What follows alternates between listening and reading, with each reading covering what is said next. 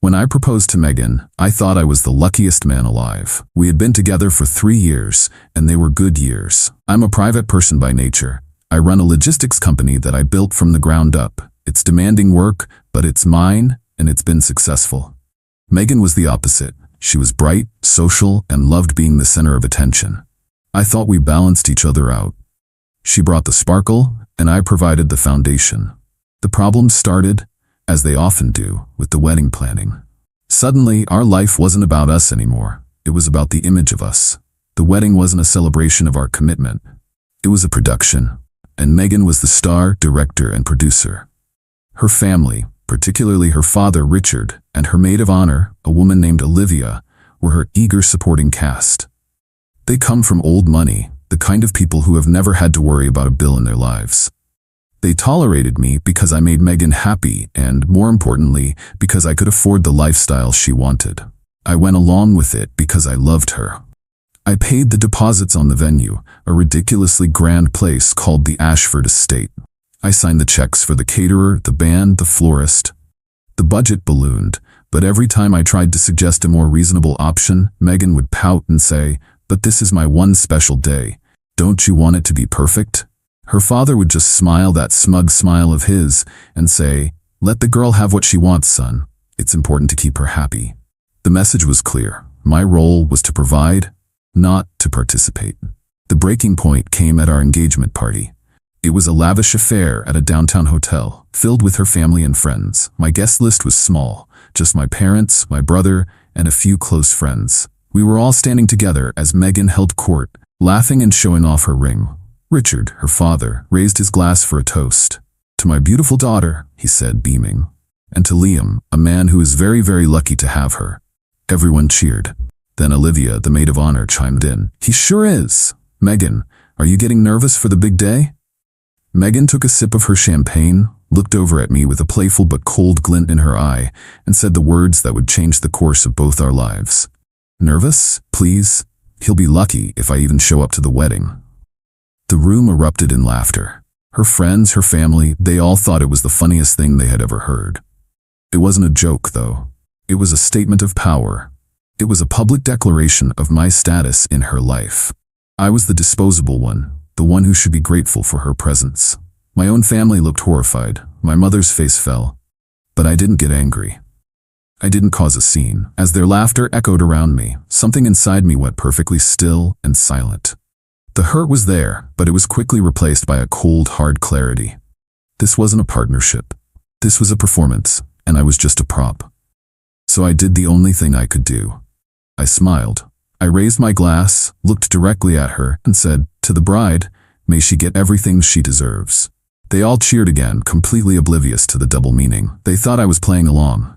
They had no idea that I had just made a promise to myself. She would, indeed, get exactly what she deserved. The wedding she had been planning for a year was now a ghost. A new plan was already forming in my mind, a plan where her own words would become her reality. Update 1. The 2 months between the engagement party and the wedding were a masterclass in deception, and I was the star student. I played the part of the devoted, slightly clueless fiancé to perfection. I agreed to every extravagant demand, nodded along to every seating chart drama, and signed every check without question. Megan and her family mistook my compliance for weakness. They had no idea I was building a fortress while they were busy decorating a stage. My first move was a quiet audit of our wedding expenses. I sat down with all the contracts and invoices. As I suspected, nearly 80% of the non-refundable deposits had been paid from my personal bank account. The Ashford Estate, the 10-piece band, the celebrity photographer, all of it was tied to me. This was my primary leverage. The core of my plan was simple. Megan had joked that I would be lucky if she showed up. I was going to create a wedding where her attendance was entirely irrelevant. I was going to split the event in two, creating a phantom wedding for her and a real celebration for the people who actually mattered. I hired a second wedding planner, a discreet professional named Clara, and told her the entire story. She was initially shocked, but the strategic challenge intrigued her. Our first task was creating a second identity for the wedding, while Megan, her family, and her entire guest list continued to plan for the grand affair at the Ashford estate, Clara and I were securing a different venue for the same date. We chose a beautiful, understated vineyard about an hour away, a place with real class instead of just flashy grandeur. Next came the information war. We designed 2 sets of everything. The official wedding website, the one Megan checked daily, remained unchanged, detailing the lavish event at the Ashford.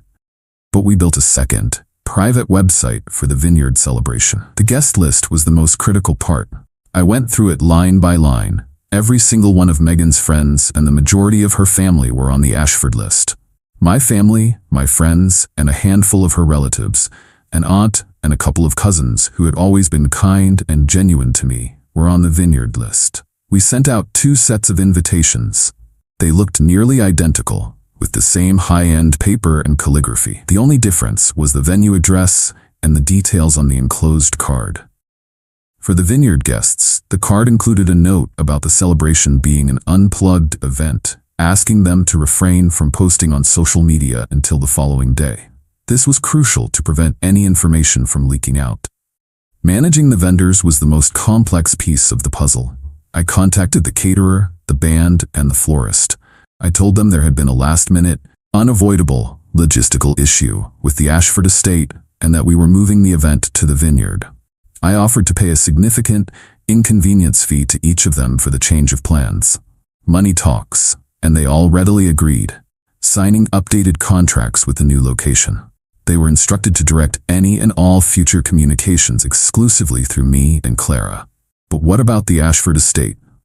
Canceling would mean losing the massive deposit. I wasn't going to let that happen.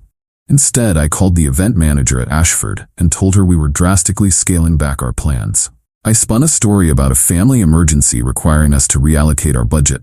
I told her we would no longer need the full catering service, the band stage, or the elaborate floral arrangements.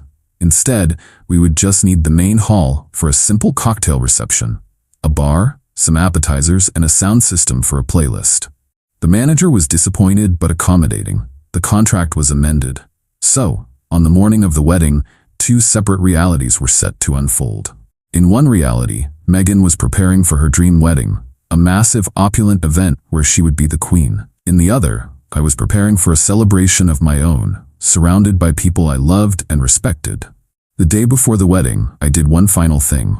I had a large, professionally printed sign delivered to a trusted friend who lived near the Ashford estate. He was instructed to have it set up in the grand entrance hall at precisely 4 p.m. the next day. That evening, Megan was giddy with excitement. She kissed me and said, "Tomorrow is going to be the best day of my life. Are you ready to be the luckiest man in the world?" "I'm ready for a day I'll never forget," I replied, looking her straight in the eye. She smiled, completely missing the cold resolve behind my words. She thought she was the one in control. She thought the joke was on me. She had no idea that the punchline was just hours away, and she was it. Update 2. The morning of the wedding was surreal. I woke up early and went for a run, a sense of calm washing over me. There was no nervousness, no anxiety, just focus. I sent Megan a simple text, "Can't wait to see you at the altar. Today is the start of everything." She replied with a string of heart emojis. My groomsmen, who were all in on the plan, met me at my hotel suite. There was no talk of the wedding. We just played cards, had a good lunch, and talked about old times. Around 2 p.m., we got dressed and headed out. Not to the Ashford estate, but to the vineyard. Meanwhile, I was getting updates from Clara, my planner. Megan's morning was a flurry of activity. Hair, makeup, photographers, bridesmaids, the whole production. She was posting constantly on social media, behind-the-scenes shots of her getting ready, with captions like, "The Final Countdown," and "Future Mrs. Hamilton." She was building the narrative, creating the online spectacle she had always dreamed of. At the vineyard, our guests began to arrive.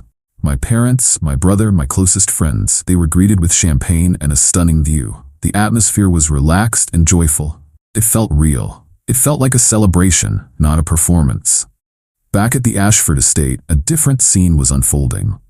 Megan, her bridesmaids, and her parents arrived in a fleet of limousines at 4:30 p.m., ready for the grand entrance. Her 200 guests were already starting to trickle into the grand hall. But instead of the opulent decor they were expecting, they found a sparsely decorated room. A single bar was set up at one end, and a few waiters were circulating with trays of simple appetizers. A playlist of generic pop music was playing softly through a pair of speakers. And in the center of the entrance hall, on a large easel, was the sign I had arranged. It was elegant, printed in the same script as our invitations. It read, "Welcome to Megan's wedding shower. It seems there has been a misunderstanding. Today is not a wedding. It is a celebration of Megan, a woman who knows what she wants." In her own words, at her engagement party, her fiancé would be lucky if she even showed up. As it turns out, he is indeed a very lucky man. Please enjoy the cocktails and appetizers. They are a gift from him.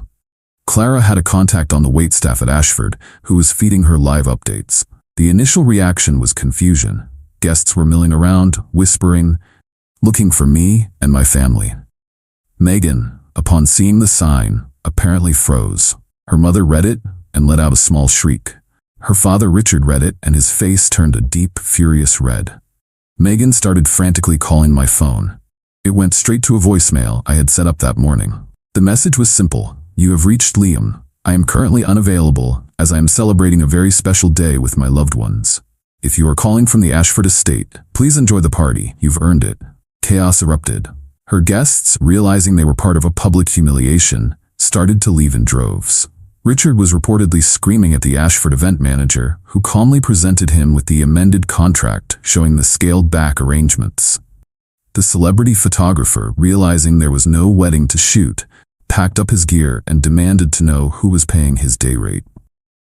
While her world was imploding, I was standing in front of my own guests at the vineyard. I took a microphone and the crowd grew quiet. "Welcome everyone," I began. "I know you all came here today expecting a wedding, but plans have changed. 3 months ago, at my engagement party, my then fiancée made a joke. She said that I would be lucky if she even showed up to our wedding, and it made me realize something. She was right. I am lucky. I'm lucky to have realized that I deserve a partner who values and respects me. I'm lucky to be surrounded by people who genuinely love and support me, all of you." I raised my glass. So today is not a wedding. It's a celebration. It's a celebration of honesty, of self-respect, and of new beginnings. The food is delicious, the band is fantastic, and the bar is open. Thank you all for being here with me, to new beginnings. The vineyard erupted in cheers. It was the most honest, joyful moment of my life. The rest of the evening was incredible. We ate, we drank, we danced. My friends and family surrounded me with so much love and support. There was no pretense, no performance, just a real party. My phone was turned off, but Clara was still getting updates. Megan had a complete meltdown in the lobby of the Ashford. Her father had to essentially carry her out.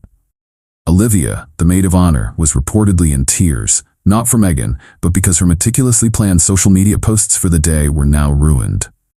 The story was already starting to spread. The few guests who had remained at Ashford were texting and calling everyone they knew. The joke had become the punchline, and Megan was at the center of it.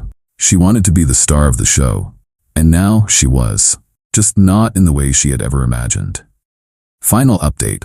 The fallout from what our friends now called the wedding that wasn't was swift and spectacular.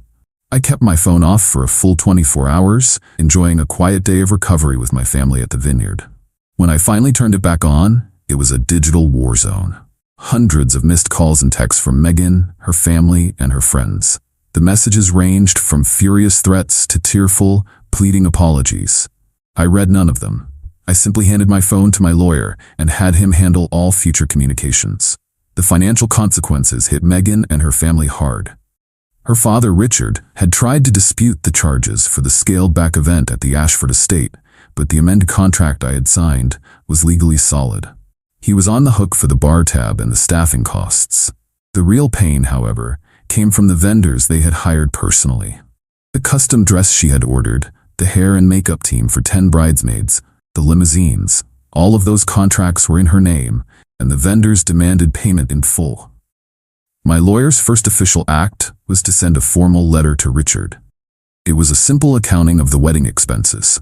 It showed the massive deposits I had paid for the original, lavish event, all of which were now forfeited.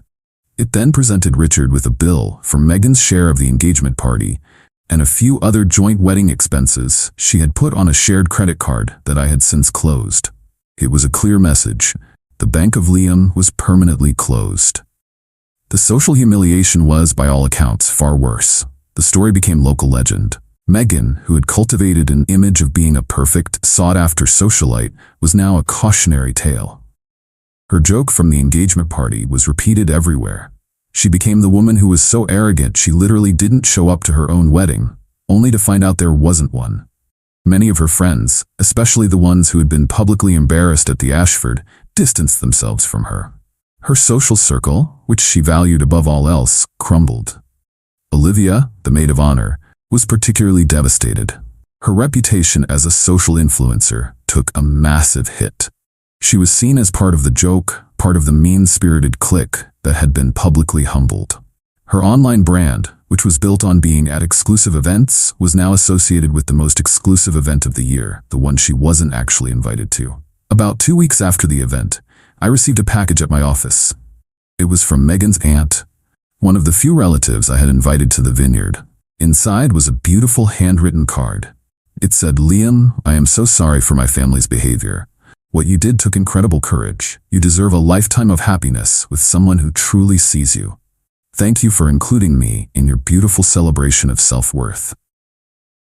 It was a small gesture, but it meant the world to me. I did eventually agree to meet with Megan, one final time. We met at a neutral coffee shop. She looked tired and small, the arrogance completely gone. She tried to apologize, to explain that it was just a joke, that she had gotten carried away with the wedding planning.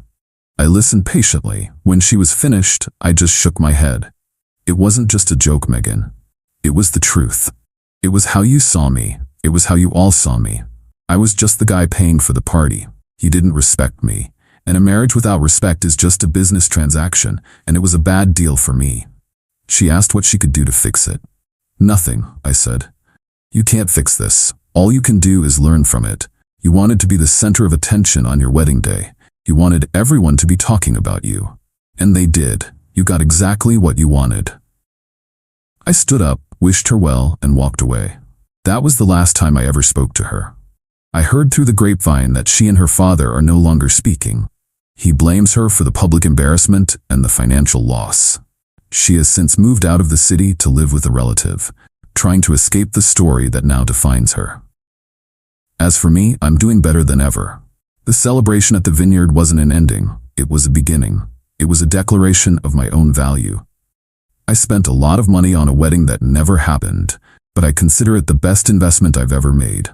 I paid for a very expensive lesson, but the freedom and self-respect I gained are priceless. I learned that the right partner doesn't make you feel lucky to be with them. They make you feel lucky to be yourself. And that's a truth worth celebrating.